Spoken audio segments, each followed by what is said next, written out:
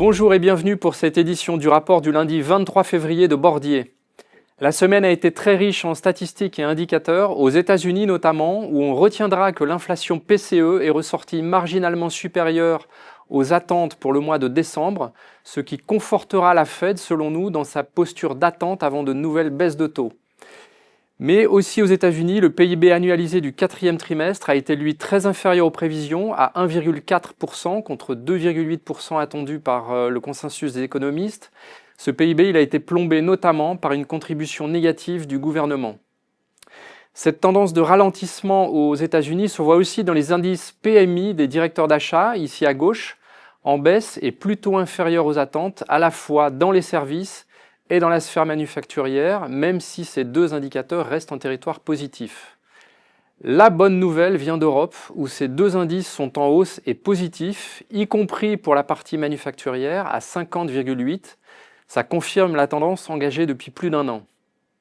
Malgré les statistiques américaines mitigées et le coup de tonnerre vendredi avec l'annonce par la Cour suprême de l'illégalité des droits de douane instaurés en avril 2025 par l'administration Trump, vous voyez ici que les actifs risqués, en pratique les actions, ont dégagé des performances positives, mais que le marché américain, à plus 1,1%, a de nouveau sous-performé l'Europe et la Suisse, autour de 2%. Depuis début 2026, le S&P 500 dégage ainsi péniblement 1%, contre 12% pour les marchés émergents et 7% pour l'Europe en dollars.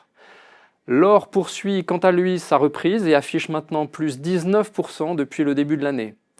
Tout ceci nous réjouit, notre allocation d'actifs est en effet surpondérée en or et en actions européennes et émergentes au détriment des actions américaines, qui sous-performent d'ailleurs aussi les obligations américaines depuis le début de cette année.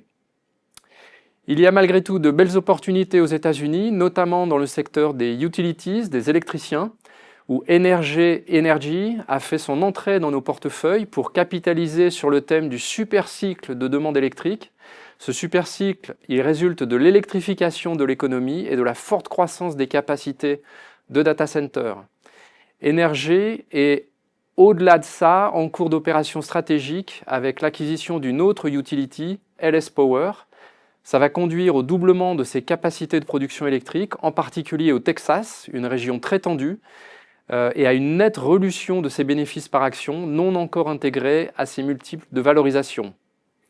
Encore beaucoup de mouvements à prévoir donc sur les marchés cette semaine. Merci de votre attention et à la semaine prochaine.